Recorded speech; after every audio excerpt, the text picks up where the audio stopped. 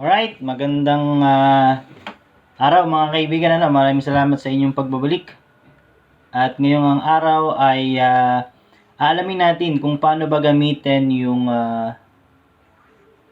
formula na nandyan sa ating screen. The formula on how to find the linear correlation coefficient or yung ating r sub xy. So meron tayong dalawang formula dyan. First, using the first method or the second method, parehas lang yung makukuha nating sagot.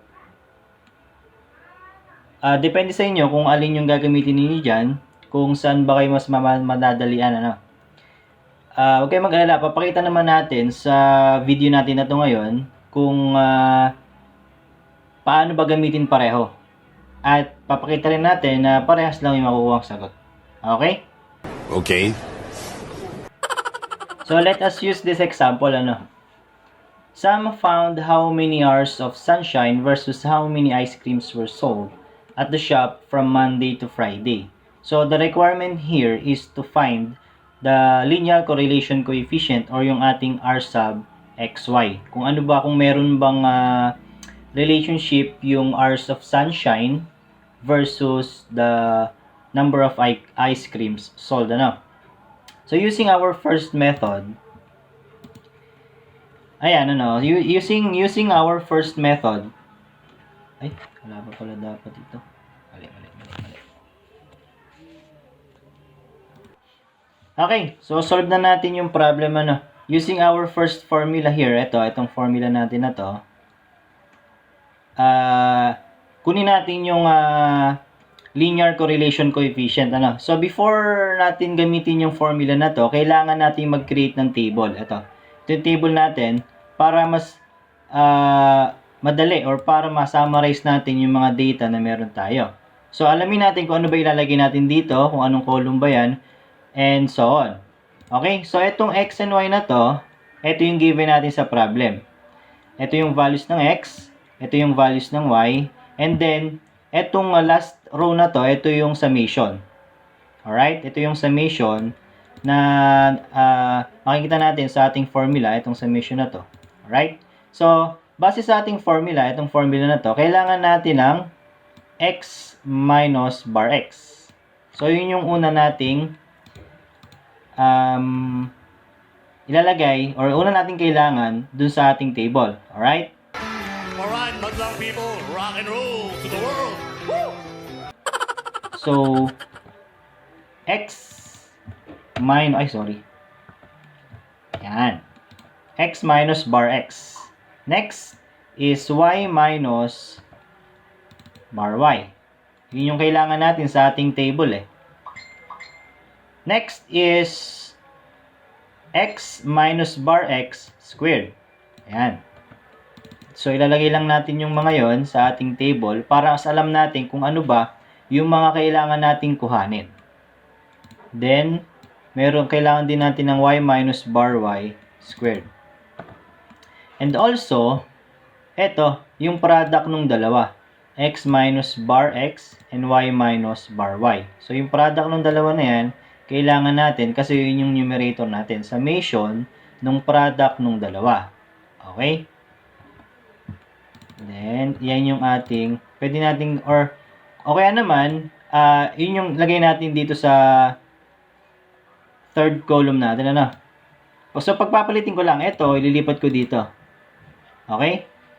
Pagpapalitin ko lang ng pwesto. Right, tapos ito, dito ko ilalagay ngayon. Yan.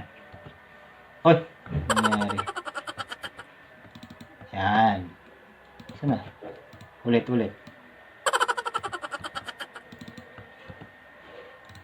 Yun. So, ayusin ko lang yung table natin. Yan. So, ito na yung mga kailangan natin. X, ito, given itong dalawa na to. Kailangan natin ng x minus bar x, y minus bar y, and so on. Now, kung mapapasin ninyo, kailangan natin ng bar x. So, wala pa tayong bar x na given. Kailangan pa natin kuhanin yan. Okay? So, before natin kuhanin ng bar x, lista muna natin yung mga given natin. So, For the values of x, we have 2, 3, 5, 7, and 9. So, for y naman, kailangan natin meron tayong 4, 5, 7, 10, and 15. Now, kailangan natin ng bar x kasi ang una nating column is x minus bar x. So, ano ba yung formula natin para makuha yung bar x natin? Yan kasi yung mean nung lahat ng x. So, ito yung formula natin. We can use this formula. Summation of x all over n. So, ibig sabihin lamang, i-add lahat ng ito and then di-divide natin sa total number kung ilan yung ating data. So, ano ba yung sum nito? So, 2 plus 3 plus 5 plus 7 plus 9.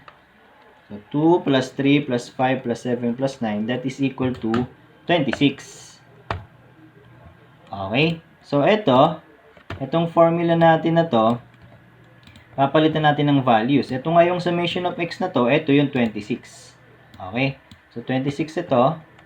Then, ilan sila? 5. 1, 2, 3, 4, 5. So, 5 sila. 5. Yun. Ibig sabihin, yung ating bar x now ay equal yan sa 26 divided by 5, 5.2. So, yung ating bar x is 5.2. Okay, ito. 5.2. Ngayon, para makuha itong column na ito, susubtract natin yung bar x dito sa mga x natin. Okay? So, let's start 2 minus 5.2, that is negative 3.2. Okay? Next is negative 2.2. Ang gagawin nyo lang is itong column na ito, susubtract nyo lang dun sa ating bar x na 5.2. So, 2 minus 5.2, that is negative 3.2. 3 minus 5.2, that is negative 5.2, and so on. So, ilalagay ko na lahat ng values Sinasolve ko na to before pa tayo mag-start. 0.2, 1.8, and 3.8. Okay. Next column is y minus bar y. So, as you can see, kailangan din natin ng value ng bar y. So, ano ba yung formula natin for bar y? Ito yung ating formula. Yan. Asog ko lang ito para makita. Yan. So, ito yung formula natin for bar y. Ganun din, summation ng lahat ng y divided by the total number ng ating data. So, ano ba yung sum nito? 4 plus 5 plus 7 plus 10 plus 15, that is 41. So, ito pala, ang solution natin is 41. Ilan ulit sila? 5. So, divided by 5. Therefore, yung ating bar y ngayon ay equal yan sa 8.2. Yun, 8.2 yung ating bar y. So, meaning, etong lahat ng values na to, minus 8.2. So, subtract natin tulad lang nung ginawa natin sa x. Ito naman, y. So, meron na akong values niyan. Kayo nang bahalang mag-check, So, negative 4.2, negative 3.2, negative 1.2,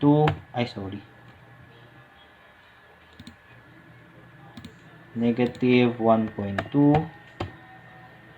Next is 1.8. Tama ba? 1.8.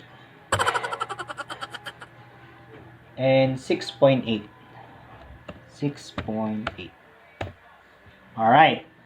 Now, yung ating susunod na column ay product nung column na ito tsaka column na to. So, pag multiply lang natin itong dalawa, yun na magiging sagot dito. Then, so on. Right?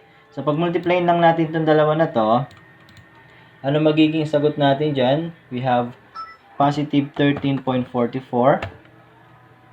7.04, 0.24, 3.24, and 25.84. Okay? So, pinag-multiply lang natin itong dalawa na to. Yung next column natin is, i-square naman natin itong column na to. So, negative 3.2 square, ito yon. Negative 2.2 square, ito yon. Okay? So, lagyan natin.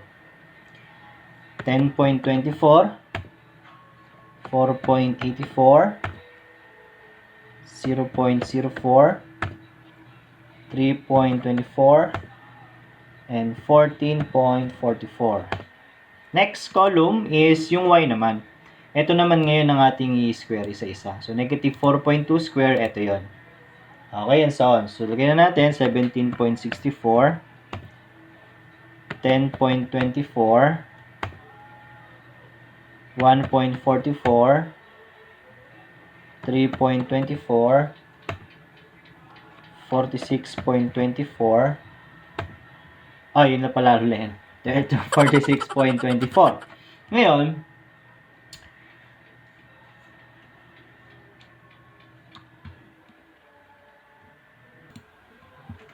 Ngayon, next step is, kailangan natin yung sum. Ito, tingnan nyo yung formula natin. Ito yung formula natin. Yung sum daw nung product nung x minus bar x and y minus bar y. So, ito yon. Yung sum daw nung column na to. Ibig sabihin, ito, total natin ito. Yun yung ating numerator. Okay, so isum lang natin using yung calculator. 13.44 plus 7.04 plus 0.24 plus 3.24, 25.84. That is equal to 49.8. Okay? So, ano pa kailangan natin? Yung sum naman daw nung in-square na x minus bar x. Ayun, no, kita-kita naman, may sum. So, yung sum daw nito. So, isum natin yan. So, add nyo lang ito. And we have the value 32.8. And kailangan din natin yung sum na to. Sum na to, ito. Yan. So, isa-sum lang natin ito. Total lang natin. And we have 78.8. Alright. So, I think, kumpleto na yung ating table, ano? So, kumpleto na tong table na to. I-substitute na natin dito sa formula natin. Itong formula natin na to. Para makuha na natin yung r sub xy. So, substitute lang natin. Equals. Nabasa na ba itong equation na to? Ito. Kunin ko na lang tong format para mas madali. Palitan ko na lang ng values na. So, itong numerator natin na to, ito lang yun, 49.28. So, itong numerator, palitan ko lang ng 49.8. Then, square root of sum daw ng x minus bar x. So, ito, 32.8.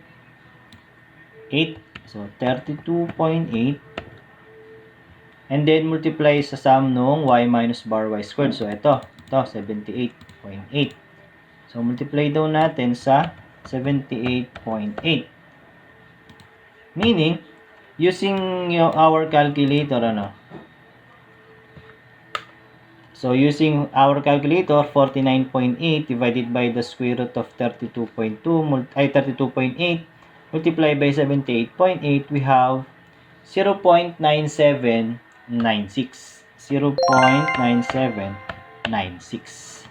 So, meaning, this is our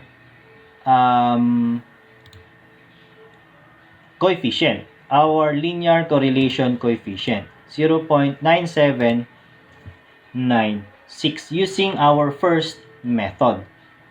At ganun tayo kumuha ng coefficient using the manual computation. Ito yung manual computation na tinatawag natin.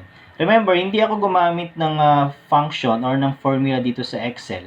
Ginamit ko lang ito para mas maganda yung presentation. So, wala pa tayong function na ginamit dito sa Excel. Nag-manual computation pa rin naman tayo. So, pwede nyo siyang gawin sa inyong papel gamit ang inyong calcu, papel at pansulat. Okay? So, ayan, sa first method natin. Okay, so using our second method, or yung second formula natin, itong formula natin na ito. Yan.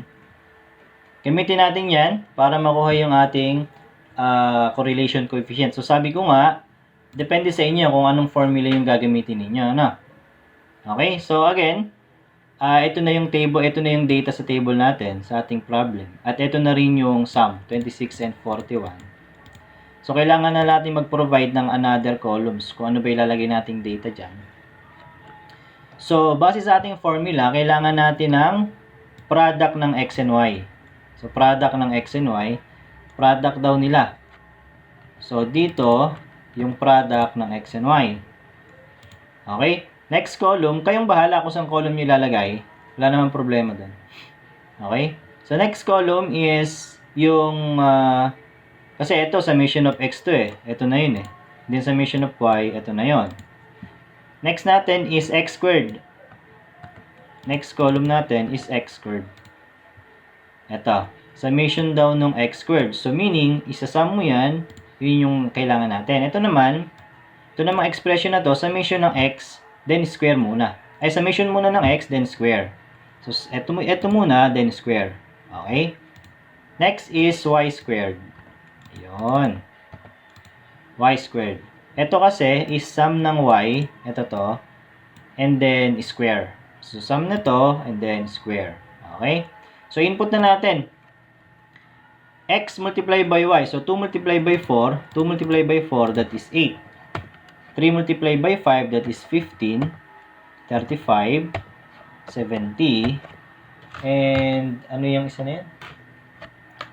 9 multiplied by 15 is 135.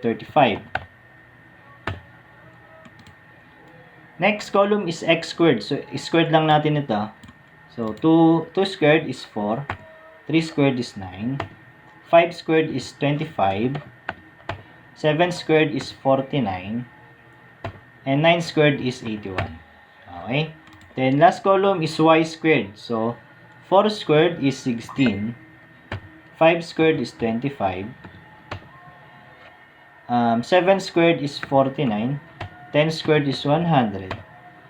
And then, 15 squared is 225. Okay? Now, kailangan natin yung sum ng xy. Sum ng xy. So, sum nito. Okay? So, kunin lang natin yung sum nun, So, kapag inad mo ito, meron tayong 263. Next is sum naman ng x squared. Ito. So, isasum natin ito. We have 168. And also, yung last column, isasum natin 415. Now, I think kompleto na yung ating table. So, ito yung table natin kompleto na. Apply na natin yung ating formula. Tingnan natin kung magkamukha tayo ng sagot na makukuha. So, again, yung n natin, ilan sila? 5. So, 5. Multiply by summation ng xy. Ito. Summation ng xy, ito yon 263. So, 263. Minus summation ng x, ito yon 26. So, 26. And then, multiply by summation ng y. Summation ng y, ito yon 41. So, 41. Okay? All over the square root of n. Let n. N, 5. So, 5. Multiply by the summation of x squared. So, ito yung x squared. Summation daw niya, 168. So, 168. Minus, ito kasi, summation ng x and then square. Summation ng x natin is 26. So, itong nasa loob na to, 26 ito.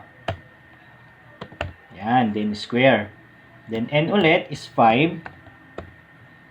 Then, summation naman ng y squared. So, ito, 415. So, ito is 415. And then, summation ng y, tsaka pa lang is square. So, ito, 41. So, 41. Yun. So, ngayon, using our calculator, we can directly solve for r sub xy. So, gamit tayo ng calcio, ano? So, 5 multiplied by 263 minus 26 multiplied by 41 all over the square root of 5 multiplied by 168 minus 26 squared multiplied by the square root of 5 multiplied by 415 minus 41 squared. So we have the same answer, 0.9796. So that is our correlation coefficient. So ito yung ating second method at ito naman yung ating first method kanina. Magkamukha sila ng nakuhang sagot, ano? 0.9796. So that is how we solve for the correlation coefficient using the two formula. So kahit alin yung formula na gamitin ninyo, kung saan kayo mas madadalian, yun ang gamitin ninyo. So again, ito yung first method. This is our second method. Okay? Yun, maraming salamat sa panonood mga kaibigan. Huwag niyong kalimutang i-like ang ating channel. Toot! At gayon din, syempre mag-subscribe na rin kayo. Toot! At huwag niyo rin kalimutan na pindutin yung ating bell upang makareceive ng mga notification sa mga susunod nating videos. Toot! Maraming salamat! So, ayun na nga mga kaibigan, ano? Ngayon, kung kayo ay meron pang mga karagdagang katanungan or meron kayong gustong malaman pa na medyo naguguluhan kayo sa loob ng klase o saan pa man, maaari kayong mag-send or mag-message ng mga katanungan ninyo sa mga accounts na ito. Sa aking Gmail account is engineerulysses@gmail.com at sa aking Facebook account naman, ito yung aking official account, is Yuli Cruz Cruz. So mag-message lamang kayo dyan ng inyong katanungan at susubukan natin yan ay sagutin upang tayo ay makatulong hindi lamang sa inyo at pati na rin sa iba. Yun lamang, maraming salamat at pagpalain kayo ng Panginoon. Maraming salamat.